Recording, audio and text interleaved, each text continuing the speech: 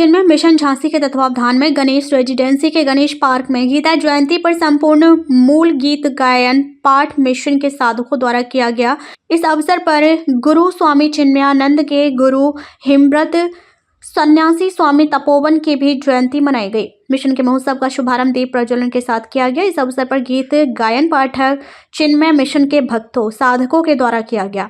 सचिव इंजीनियर मुकेश गुप्ता ने चिन्मय मिशन द्वारा किए जा रहे गीता के विश्व में प्रचार और भगवान श्री कृष्ण के मुख्य उपदेश ज्ञान को समझाया। ब्रह्मचारी राघवेंद्र चैतन्य द्वारा गीता ज्ञान सार और दादा गुरु स्वामी तपोवन के योगदान को विस्तार से उपस्थिति श्रद्धालु भक्तों को बताया। कार्यक्रम के आयोजक श्री गोपाल गोयल और सहयोगी श्री एम.एल. सौरोठिया एवं सचिव इंजीनियर मुकेश गुप्ता के द्वारा सभी का आभार व्यक्त किया गया। हम सब जीव हैं, मनुष्य हैं, जीवन जी रहे हैं। एक जीवन होता है वासना अनुसारी जीवन, जिसको मनमाना जीवन भी बोलते हैं, स्वेच्छाचारी जीवन भी बोलते हैं। आपने भी कहा होगा, हमने भी कहा होगा युवावस्था में, और हमारे बच्चे भी कहते हैं कि it is our life, it is my life. मैं चाहूं जैसे जीऊं, आपको और समाज को क्या मिले, उसको कहा है मनमाना जीवन, वासना अनुसारी जीवन। कि हमारे पास साधन है, हम चाहेंगे जैसा जिएंगे, कैसे पहने, कैसे खाएं, कैसे उठें, कैसे बोलें, दुनिया को क्या मिले। उसके बाद दूसरा जीवन है जिसको कहते हैं कर्तव्य अनुसारी जीवन। कर्तव्य के अनुसार जीवन को जीना, कि हम इस घर के मुखिया हैं, पिता हैं, भाई हैं, पुत्र हैं, इंजीनियर हैं, डॉक्टर हैं, शिक्षक हैं, तो हमारा ये कर्तव्य बनता है। उस कर्तव्य को जब हम निभाते हैं तो उसमें थोड़ी तपस्या होती है। एक माँ जब अपना कर्तव्य निभाती है तो बिना तपस्या के वो सदमाता नहीं हो सकती। एक शिक्षक जब अपना कर्तव्य निभाता है तो उसमें थोड़ी तपस्या होती है। किसी भी आप संबंध में लीजिए, पद में लीजिए, कर्तव्य को जब भी आप निभाएंगे उसमें थोड़ा ताप है, उसमें थोड़ी तपस्या है, परिणाम उसका अमृत है। आपने पिता का कर्तव्य निभाया, उसमें जरूर कष्ट है। तो दूसरा जीवन हुआ कर्तव्य अनुसारी जीवन। हम लोग इन्हीं दो जीवन को जानते हैं, या तो वासना अनुसारी जीवन या फिर कर्तव्य अनुसारी जीवन। इसलिए जब भी हम आध्यात्मिक जीवन की बात करते हैं, हमारे साधकों के मन में बारंबार ये कर्तव्य अनुसारी जीवन का इतना, कहिए कि इतनी बड़ी छाप है कि वो उससे निकल नहीं पाते। तीसरा एक जीवन कहा, जिसको कहा ईश्वर अनुसारी जीवन। आज पहला जीवन जो मनमाना जीवन था वो तो आप कहिए कि निकृष्ट जीवन है। हाँ, उसको तो हमको जीना ही नहीं है, उससे तो हमको अतिक्रमण करना है, उससे तो आगे बढ़ना है। कर्तव्य अनुसारी जीवन भी हमने जिया, लेकिन कर्तव्य अनुसारी जीवन हमने ठीक से जिया है, उसकी कसौटी क्या है, उसका प्रमाण क्या है। हम ईश्वरा अनुसारी जीवन जीने के लिए लालयित हो जाएं, उस मार्ग में चल पड़े, तो ये प्रमाणित होता है कि हमने कर्तव्य अनुसारी जीवन ठीक जिया है। शास्त्रवाणी है, संतवाणी है। अगर ईश्वर अनुसारी जीवन हमारा अब तक ठीक नहीं हुआ है, या हम उस मार्ग पे नहीं चले, तो फिर कर्तव्य हमने ठीक से निभाया, मैं नहीं बोलता, हाँ वो आप बोलिए अगर आपने नहीं निभाया। मैं तो विश्वास रखता हूं कि आपने शायद ऐसा जीवन जिया। तीनों जीवन जो मनमाना जीवन भी है, उसमें भी आदमी टॉप पे जाना चाहता है, विकास पे जाना चाहता है। कर्तव्य अनुसारी जीवन है, उसमें भी वो कहलवाना चाहता है कि मैंने एक पिता का अच्छे से कर्तव्य निभाया।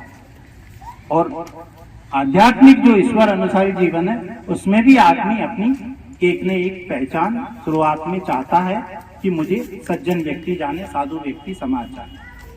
तीनों जीवन के लिए ये श्लोक अमृत है।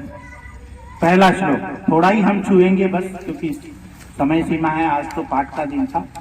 उद्धरेत आत्मना आत्मान, कहते कि आप कैसा भी जीवन जीना चाहो, लेकिन आपके जीवन की जिम्मेदारी किसकी है?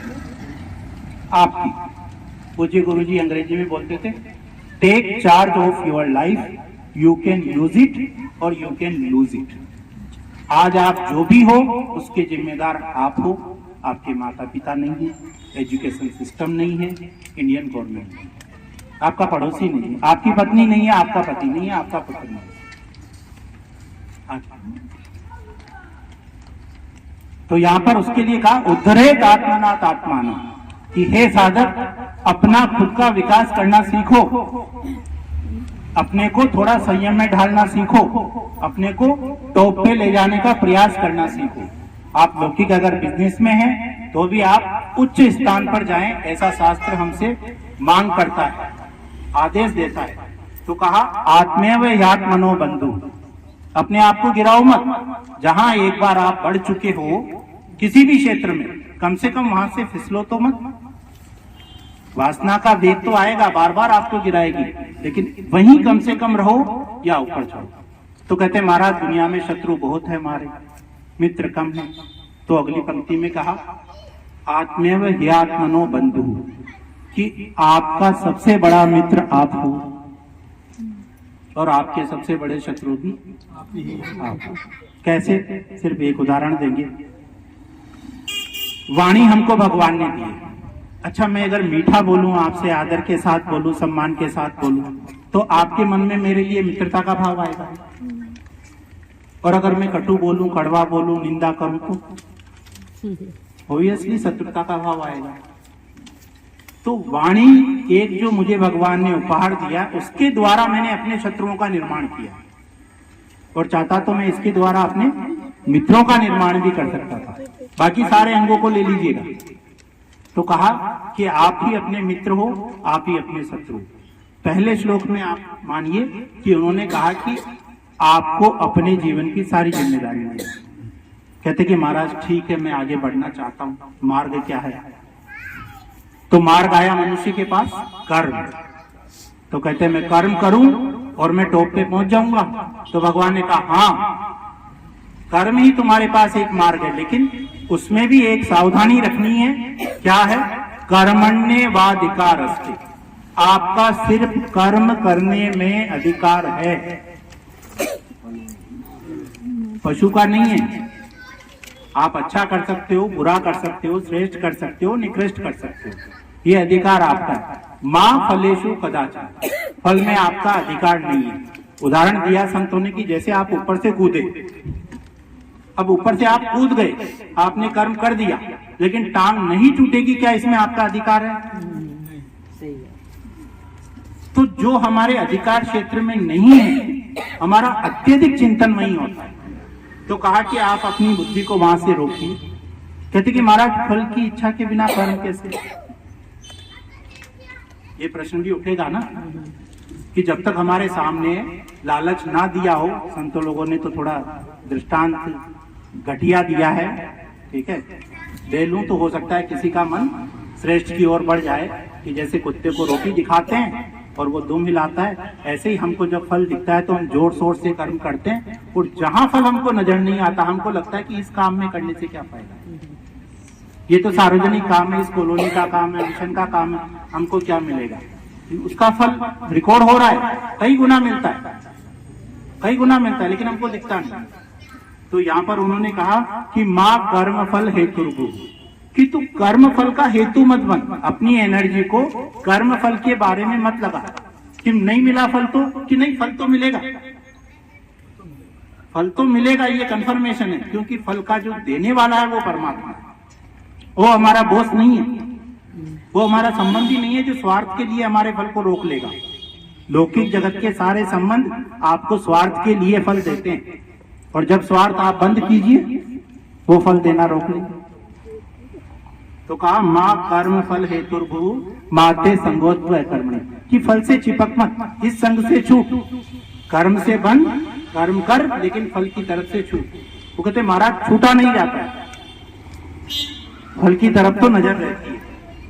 भगवान कहते ठीक है, स्वीकार करता हूं। अगले श्लोक में भगवान ने कहा कि ठीक है, फल को आगे, लेकिन एक उसमें मसाला और डाल दे, एक कंडीशन और। तो कहा अनन्यास चिंतयन्तो माम, कहते कि तुझे फल चाहिए ना, हाँ, लेकिन मेरा अनन्य भाव से चिंतन कर।